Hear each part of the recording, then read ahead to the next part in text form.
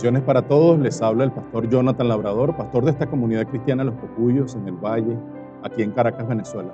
Me dirijo primordialmente a nuestra congregación en Los Cocuyos, mi iglesia local, pero también a todos ustedes que de una u otra manera han llegado a este canal y está siendo de bendición toda la serie que tenemos en nuestro canal, tanto en Facebook como en YouTube, y espero también que esta enseñanza sea de tu bendición. Nosotros seguimos en la serie que trata sobre las parábolas del reino, conociendo el corazón de Dios a través de las parábolas. Hoy voy a exponer la parábola de los dos deudores y el tema central de la parábola es el perdón. Pero antes vamos a tener una oración. Amante Dios, amantísimo Padre, te doy gracias por tu inefable amor, por el don de la gracia que has depositado sobre tus hijos, por la paz que solo tú das y por tu misericordia que se renueva cada mañana. Padre, que podamos recibir tu palabra conforme ha sido expirada por ti, conforme ha sido inspirada por ti, conforme ha sido revelada y está escrita en la revelación especial que es tu palabra.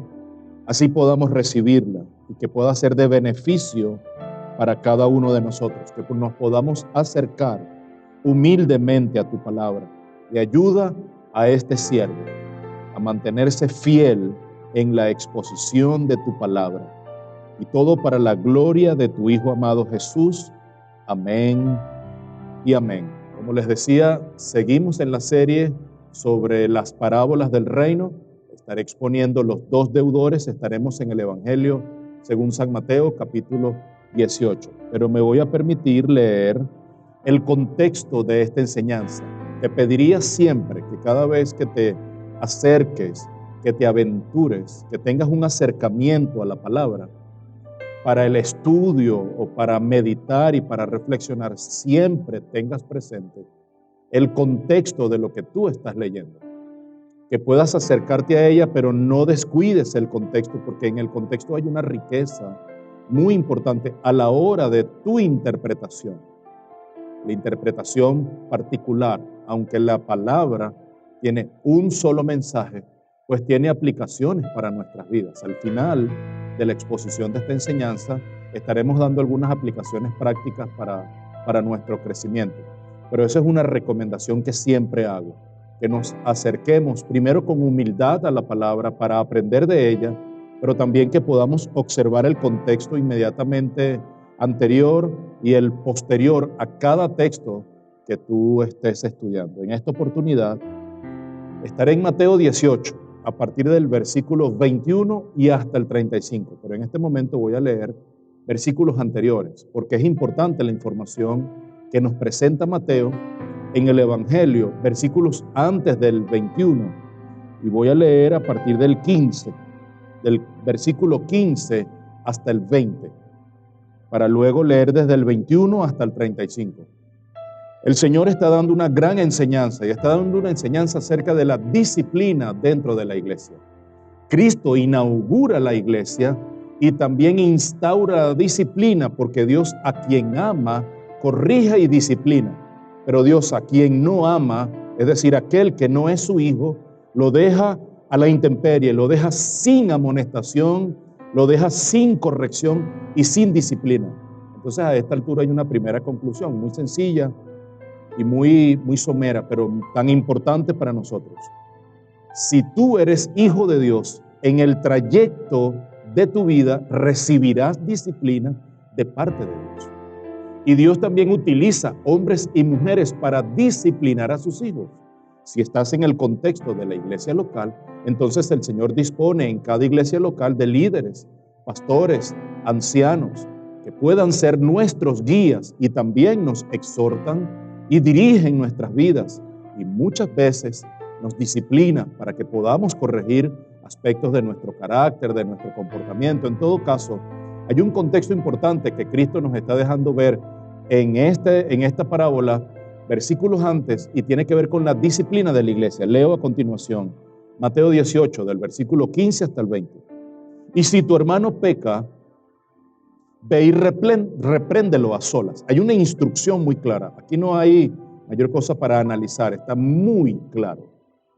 Si te escucha a tu hermano que ha pecado contra ti, has ganado un hermano.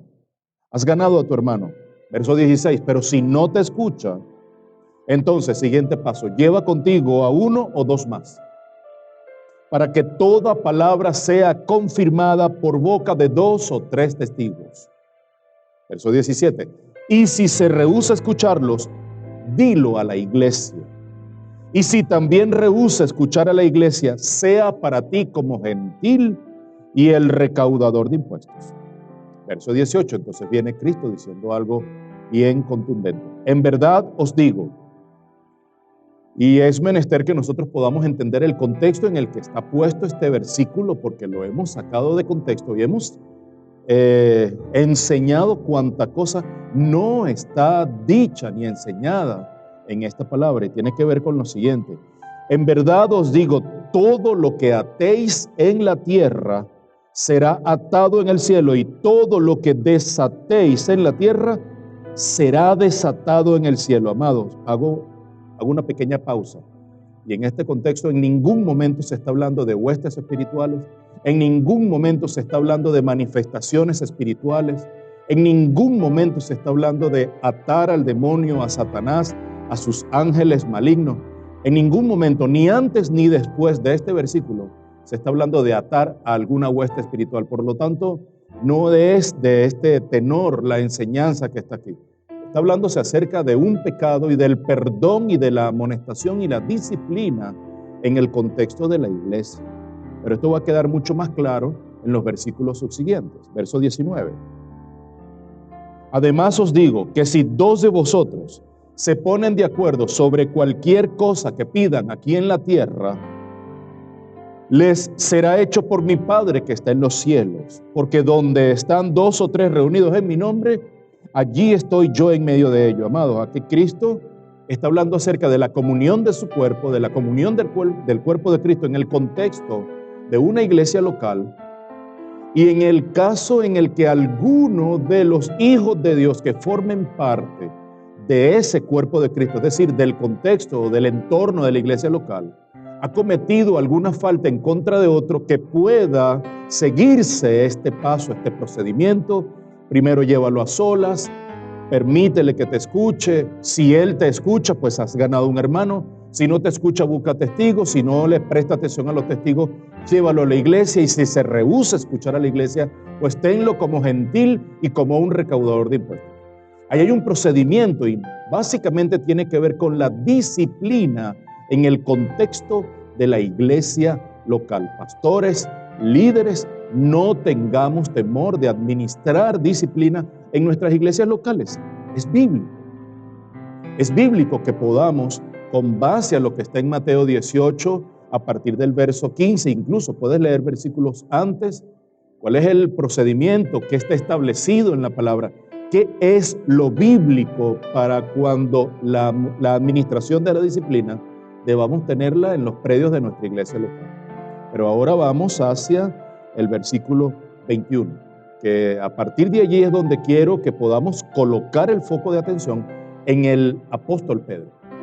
Porque Pedro siempre ha salido adelante, siempre ha tenido un paso adelante, y en esta oportunidad hace una pregunta muy clara. ¿Cuántas veces he de perdonar? Esa es la pregunta que hace Pedro, y quiero llevarte al versículo 21 y 22, para luego conectar con la parábola que comienza a partir del versículo 23 hasta el 35. Todos estos versículos, desde el 15 hasta el 20, conforman el contexto inmediatamente anterior que da pie, que da base, que da el sustento para que podamos entender mucho más claramente la enseñanza de esta parábola. Porque la parábola comienza en el versículo 23, por eso, es decir, hay una cláusula que conecta ese texto de la parábola con todo lo anteriormente dicho por Cristo y la pregunta que hace Pedro. Por lo tanto, es importante que no descuidemos a la hora de entender un texto bíblico. No podemos dejar por fuera el contexto antes. Te pediría que leyeras siempre 1 o 2 capítulos antes de lo que vas a leer, 1 o 2 capítulos después, y que lo repases varias veces, que puedas incluso buscar otras versiones de la palabra. En esta oportunidad, o prácticamente siempre, cada una de las enseñanzas, usamos la Biblia de las Américas como nuestra versión oficial para las enseñanzas a través del canal, incluso a nivel local también. Cada vez que exponemos la palabra, lo hacemos a través de la Biblia de las Américas. Pero te pediría que si vas a estudiar particularmente las parábolas, si tomas un tiempo en tu casa con las enseñanzas que están en el canal, lo puedas hacer así, puedas revisar el contexto como lo estamos haciendo, capítulos antes, capítulos después, incluso con otras versiones. Va a ser de gran provecho para tu vida. Versículo 21 del capítulo 18. Entonces, esto es a consecuencia de lo que Cristo está enseñando. Lo que atéis en la tierra será atado en el cielo, lo que ates en el cielo, lo que desates en la tierra será desatado en el cielo. Cristo está dando esta enseñanza y dice Mateo, entonces se le acercó Pedro. Producto de lo que Cristo está diciendo, Pedro se inquieta, porque Pedro está escuchando acerca de la disciplina en los predios de la iglesia local. Recuerda muy bien que el apóstol Pablo disciplinó a Pedro, lo exhortó, corrigió la teología particular que Pedro estaba manifestando y modelando. Es decir, ninguno de nosotros imagina a Pedro, sobre quien Cristo manifestó en una oportunidad, sobre esta roca edificaré mi iglesia. Imagina a Pedro siendo amonestado entonces por Pablo. Es decir, nosotros que formamos parte de un solo cuerpo, el cuerpo de Cristo, y que cada uno somos miembros y que cada uno de los miembros cumple una función. Vaya, qué importancia cumplimos, porque en algún momento tú pudieras estar trayendo una reflexión, una exhortación, alguna palabra para este siervo que está acá. Es decir, no tenemos altura, cada uno de nosotros somos iguales delante del Señor y podemos amonestarnos para traer crecimiento espiritual a nuestra vida. Entonces se le acercó Pedro y le dijo, Señor, ¿cuántas veces pecará mi hermano contra mí que yo haya de perdonarlo? En el contexto anterior, o en los versículos anteriores, Cristo está diciendo, si tu hermano peca contra ti, y ya Pedro está trayendo a colación esto y lo está relacionando íntimamente con el perdón. No sabemos si Pedro había tenido algún encontronazo con alguno de los apóstoles. No sabemos qué situación estaba viviendo, experimentando Pedro. No lo sabemos. Pudiéramos llegar a pensar que es una pregunta totalmente pertinente para él, sumamente importante. ¿Está aclarándole una duda? ¿O Pedro está colocándose en los zapatos de otros y les está ayudando, siendo un canal que conduce una pregunta a Jesús para que el resto se pueda identificar con eso? En todo caso, la enseñanza está allí para cada uno de nosotros. Pedro se aventura. ¿Cuántas veces, Señor, pecará mi hermano contra mí que yo haya? Es decir, para ti, Cristo, hay un límite. Tendremos que soportar tantas cosas, pero allí no se queda. Esa fue la primera pregunta. Hay una segunda pregunta que es más osada, porque Pedro coloca un límite para él. Hasta 7 veces. Es decir, maestro, para ti no son suficientemente las 7 veces con las que un hermano haga algo contra mí, yo tenga que perdonarle. ¿No te parece un límite? Y Jesús le dice, versículo 22, Pedro, no te digo hasta 7 veces, o sea, te has quedado corto, sino hasta 70 veces 7. Y claramente, mi amado, Cristo no está colocando un límite. Cristo está hablando de la innumerables cantidades de veces que estaremos nosotros en posición de otorgarle el perdón a un hermano que cometa algo contra nosotros. Básicamente esa es la enseñanza. Ese es el contexto mucho más inmediatamente anterior de la parábola. Cuando termina Cristo de decir esto, versículo 23 dice, por eso, es decir, la parábola está íntimamente ligada con la pregunta de Pedro, que tiene que ver con el perdón y el pecado de las personas, y con las enseñanzas de Cristo desde el versículo 15 hasta el versículo 20. Por lo tanto, estoy convencidísimo que esta parábola tiene que ver con la pregunta que hizo Pedro acerca del perdón. Y yo no sé cómo estás tú hoy, si te cuesta perdonar o no, pero hay palabra de Dios para nuestras vidas. Yo no sé cómo estás tú hoy, si tienes una carencia, estás pidiendo el perdón y las personas no te perdonan, pero en la palabra hay para nosotros luz. Y le he orado al Señor para que traiga luz a nuestros corazones. Versículo 23. Por eso, es decir, esta cláusula está conectando el párrafo anterior con la parábola. El reino de los cielos puede compararse a cierto rey que quiso ajustar cuentas con sus siervos. Un rey, ya vemos el primer personaje, que quiso ajustar cuentas con sus siervos, personajes adicionales, siervos de este rey. Y al comenzar a ajustarlas, le fue presentado uno de esos siervos que le debía 10,000 talentos. Para nosotros hoy eso suena como a casi nada, pero básicamente en el contexto en el que está manifestado esto de la boca de Jesús, la moneda de mayor valor era el talento. Y básicamente en el reino de Herodes, en el primer siglo de la Palestina del primer siglo, el reino de Herodes en su completitud, completamente a través de la recaudación de impuestos, lograba reunir en toda Palestina alrededor de 1,000 talentos. Es decir, toda la riqueza proveniente de la recaudación de impuestos que cada uno de los recaudadores, valga la redundancia, recababan para llevárselo al emperador romano, a Herodes, al Herodes de turno, alcanzaba si acaso 1,000 talentos. Y Cristo está diciendo que uno de estos siervos del rey, ajustando cuentas, es decir, rindiendo cuentas, dice que debía 10,000 talentos. Es una suma exorbitantemente alta. Verso 25. Pero no teniendo él con qué pagar, su señor ordenó, el rey ordenó que lo vendieran junto con su mujer e hijos y todo cuanto poseía, y así pagará la deuda. Es decir, tú vas a pagar con tu vida completa. Tú no tienes ninguna otra manera de pagar. Incluso creo que haciendo esto no se obtiene justicia completamente para el rey, sino que este hombre queda en deuda. Pero era una manera de saldar la deuda de los 10,000 talentos. Una deuda, como les he dicho, extremadamente, exorbitantemente alta, que ningún ser humano pudiera pagar.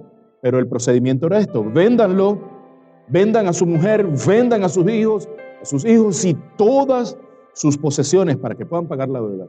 Verso 26. Entonces el siervo cayó postrado ante él, diciendo: ten paciencia conmigo y todo te lo pagaré. Verso 27. Y el señor de aquel siervo tuvo compasión. No olvides que Cristo está dando la enseñanza. Y alguna enseñanza está dejando nuestras vidas. Entonces, no en todas las parábolas te puedes identificar o logras identificar a los personajes, pero en esta está muy clara la compasión que está teniendo este rey. ¿Y qué rey puede tener compasión de nuestras vidas, sino el Dios que nos creó? De ese Padre está hablando Cristo Jesús en la enseñanza. Y el Señor de aquel siervo tuvo compasión. Estamos en el verso 27. Sigue diciendo: y lo soltó y le perdonó la deuda. Es decir, este hombre tuvo un acto de humillación, cae postrados a los pies de su Señor. El Señor toma aquella compasión y aquella humillación, aquella vergüenza de este hombre como válida. Él probablemente vio signos de un arrepentimiento genuino en ese momento y tuvo compasión, perdonó completamente, condonó completamente ese compromiso, esa deuda, y lo soltó y le perdonó la deuda. Cuando lo suelta, quiere decir que ya no lo va a vender, ni va a vender a su esposa, ni va a vender a sus hijos, ni ninguna de sus posesiones. Verso 28. Pero, y siempre hay un pero en estas historias, y es en donde está el punto de quiebre de la enseñanza para nosotros hoy. Pero al salir aquel siervo, el siervo a quien le acaban de perdonar una gran deuda, una deuda impagable, dice, encontró a uno de sus consiervos, este es otro personaje, que le debía 100 denarios, es decir, esto comparativamente con los 10,000 talentos, no hay una gran diferencia. Los 100 denarios no llegan a compararse nunca con 10,000 talentos, pero es una deuda al fin y al cabo que este consiervo tiene con su siervo. Y echándole mano lo ahogaba, diciéndole, paga lo que debes. No puedo ni imaginarme hoy nosotros podamos actuar así. Pero aquí está la historia. Entonces su consiervo, cayendo a sus pies, le suplicaba diciendo, y recordemos las palabras que el siervo le había dicho a su señor, Señor, ten compasión conmigo y te lo pagaré todo. Pues son las mismas palabras que este consiervo le repite a su siervo. Y yo no sé si esto generó un eco en los oídos y en el corazón del siervo. Esto debió haberle compungido el corazón, pero así está el corazón humano, de endurecido, que nunca nada logra moverlo. Solo el Espíritu de Dios logra mover tremendamente el corazón humano. Solo el martillo hidráulico del Espíritu podrá quebrar el corazón endurecido del ser humano. Aquí está. Entonces su consiervo, cayendo a sus pies, le suplicaba diciendo, ten paciencia conmigo y te pagaré. Sin embargo, él no quiso, sino que fue y lo echó en la cárcel hasta que pagara lo que debía. Así que cuando vieron sus consiervos, otros, entonces hay otros personajes que ingresan en la historia. Así que cuando vieron sus consiervos lo que había pasado, se entristecieron mucho y fueron y contaron a su señor todo lo que había sucedido. Entonces, llamándolo su señor, le dijo, siervo malvado. Mira cómo ahora es catalogado este siervo que antes había recibido el perdón total de toda la deuda, a quien le habían condonado y le habían perdonado la vida completa, la familia y todas sus posesiones de un momento de haber recibido justicia. Ahora este hombre pasa a ser un ajusticiado por el mismo rey. Mira cómo esto ahora se torna. Siervo malvado, una palabra muy fuerte, con una connotación totalmente negativa. Te perdoné toda aquella deuda porque me suplicaste. Versículo 33. Una pregunta. ¿No deberías tú también haberte compadecido de tu consiervo así como yo me compadecí de ti? ¿Por qué no actuaste de la misma manera para con él así como yo actué contigo? Esa es la pregunta, una pregunta muy sencilla. Y enfurecido su señor el rey, lo entregó a los verdugos hasta que pagara todo lo que debía. Así también mi Padre Celestial, esta es la conclusión de Cristo, después que entrega la parábola, hace una aseveración muy grande. Así también mi Padre Celestial hará con vosotros, si no perdonáis de corazón cada uno a su hermano. Mis amados, enseñanzas. Hay una magnitud muy grande de la deuda que se presenta para el primer siervo. Sin embargo, el Señor no tiene aspavientos, el Señor no separa, por decirlo como lo decimos coloquialmente los venezolanos, no separa en artículos. No voltea hacia los lados, el Señor no tiene absolutamente ninguna piedra de tropiezo. El Rey, el Señor de estos siervos, no tuvo nada a qué apuntar, sino solo al perdón de la deuda, a la condenación de ese compromiso, condonación del compromiso tan alto que este hombre había adquirido con él. Pues así es nuestro Dios. Pero seguimos, porque hay una gran lección. Jesucristo nos compara a cada uno como ese deudor. Jesucristo compara nuestra vida con ese deudor de los 10,000 talentos. Y lo compara porque ese hombre tuvo un gran perdón de sus faltas, de sus deudas, de parte de su Señor. Y es lo que ha sucedido con nosotros. Cada uno de nosotros hemos recibido por y para nuestras faltas y pecados y deudas, un gran perdón de pecado que se hizo realidad a través de la entrega voluntaria y sacrificial de Cristo en la cruz del Calvario. Pero eso es solamente una parte del por qué Cristo nos asemeja. Cristo nos compara con ese gran deudor porque también nosotros hemos fallado en el ejercicio del perdonar a nuestros hermanos. Si hay una disciplina vertical, una columna vertebral, un eje sobre el cual el cristianismo descansa, es sobre la disciplina del perdón de pecado. Y quizás nosotros necesitamos reflexionar. ¿Qué tanto hoy estoy inclinado a perdonar a mi hermano? A perdonar su falta. Tú me dirás, pastor, pero es que me lo he hecho varias veces. Entonces tendríamos que reflexionar, porque cuántas veces hemos fallado en nuestra vida al honor de nuestro Padre Celestial. Cuántas veces nosotros hemos mancillado el honor y la santidad de Dios en nuestro diario vivir. Es menester que hoy podamos reflexionar, porque tenemos el perdón de nuestras faltas pasadas, presentes y futuras. El hombre de esta parábola no tiene nada para pagar, ni el siervo inicial, ni el consiervo. Hay una gran cantidad de deuda, no hay fiadores. Ellos lo único con lo que cuentan es con sus ruegos y súplicas y humillación y vergüenza a los pies de su Señor, del Rey, y precisamente eso es con lo que nosotros contamos hoy. Amados, ¿ustedes creen que podríamos pagar la deuda que hemos contraído con nuestro Padre? La deuda que pagó Cristo en la cruz del Calvario. ¿Tienen ustedes idea de la magnitud de la deuda que hemos contraído desde Adán, desde la caída cósmica de Adán, en la creación de todos los tiempos hasta hoy? ¿Ustedes creen que tenemos la capacidad de pagarle a Dios el haber mancillado su nombre y su santidad? No hay la más mínima capacidad en nosotros para recibir ese perdón, ni para pagar esa deuda, pero por gracia, Cristo fue entregado en la cruz del Calvario. Entonces, menos que eso, nosotros no podríamos hoy aspirar a dejar a alguien sin el perdón de sus pecados, de sus faltas. Quiero leerte el versículo 25. Pero no teniendo él con qué pagar.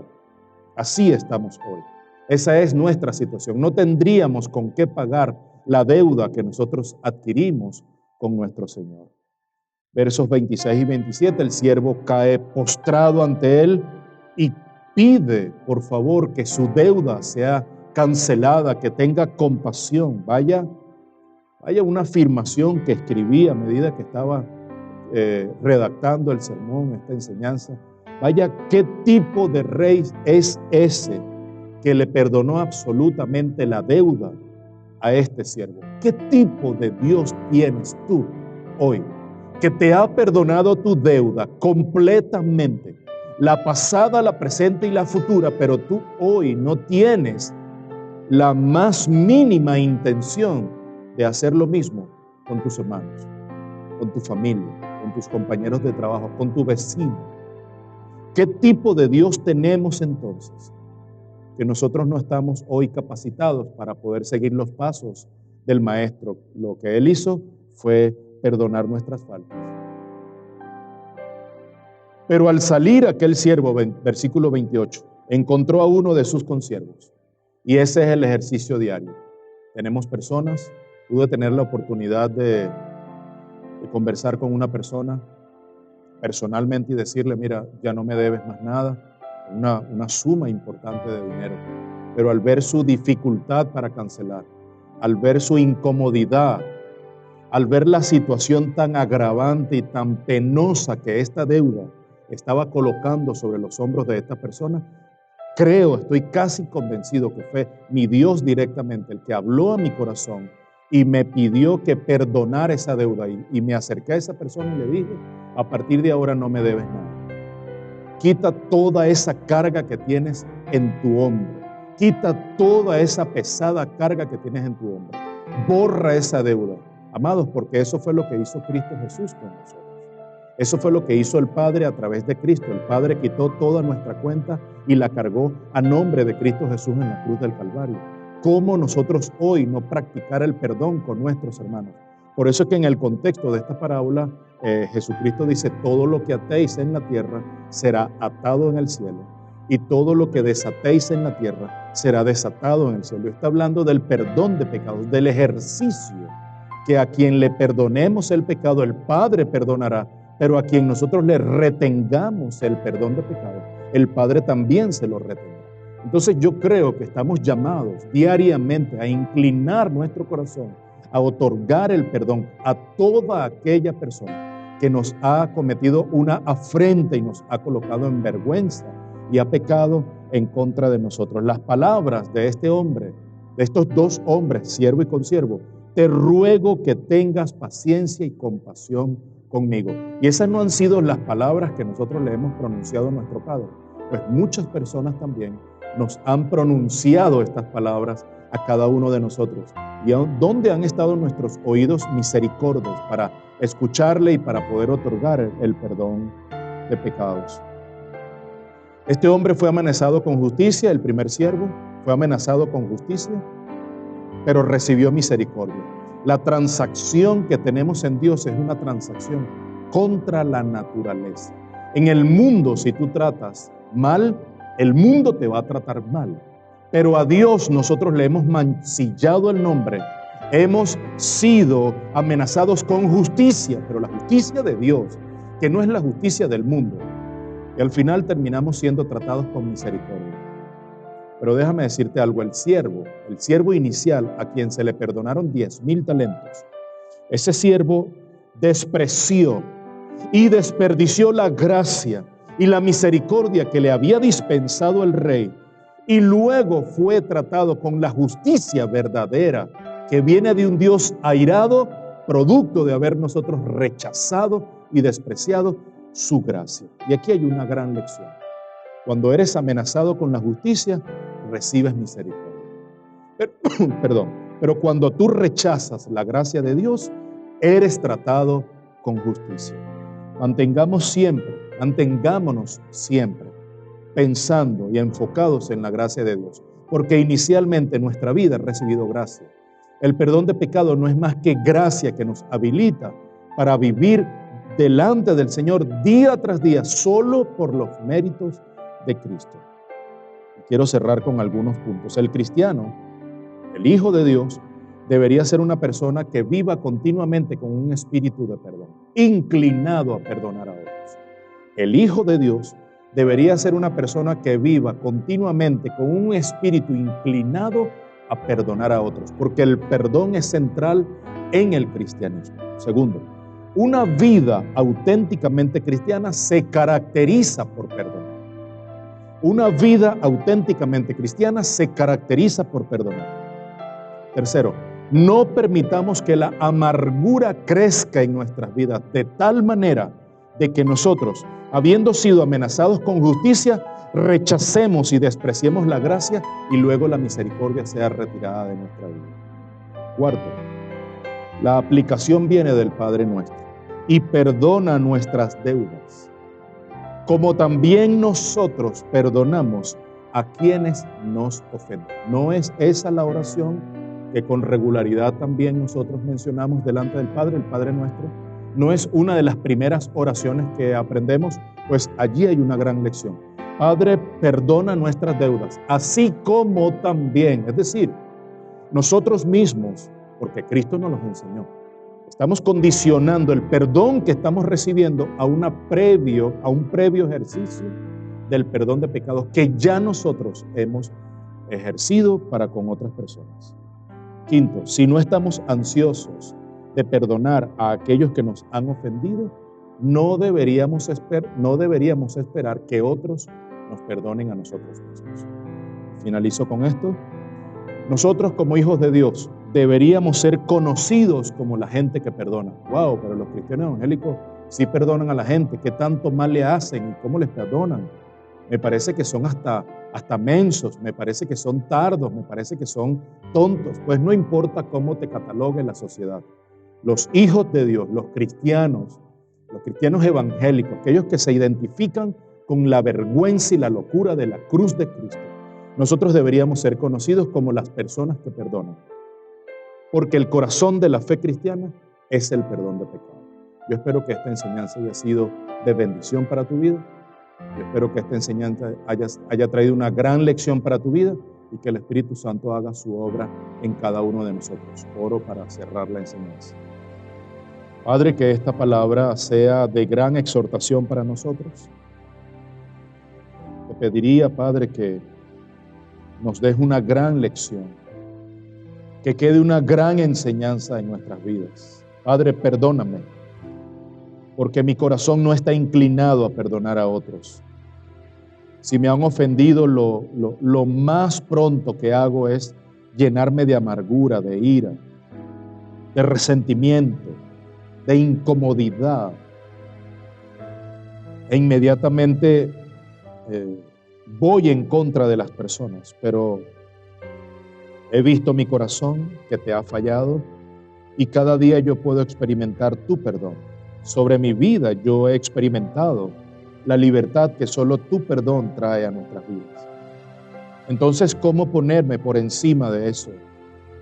¿Y cómo no inclinar mi corazón a perdonar a otros? Te pediría, Padre, que cada día por tu Espíritu, Señor, me ayudes a encontrarme con esta realidad, con esta doctrina y con esta disciplina que para la fe cristiana es central, el perdón de pecados. Gracias por perdonar mis faltas y mis pecados. También, Señor, te pediría que me ayudes, dame fortaleza para yo perdonar a otros. En el nombre de Jesús. Amén y amén. Gracias, Señor. Amados, Dios les bendiga. Hemos llegado al final de esta enseñanza. Te pediría que revises el resto de las series, tanto en YouTube como en Facebook, Comunidad Cristiana Los Cocuyos. Estamos en la serie acerca de las parábolas, conociendo el corazón de Dios a través de las parábolas. Nos quedarán unas 3 o 4 enseñanzas. Hemos sido bendecidos profundamente con esto y nos vemos en una próxima oportunidad. Que Dios les bendiga abundantemente.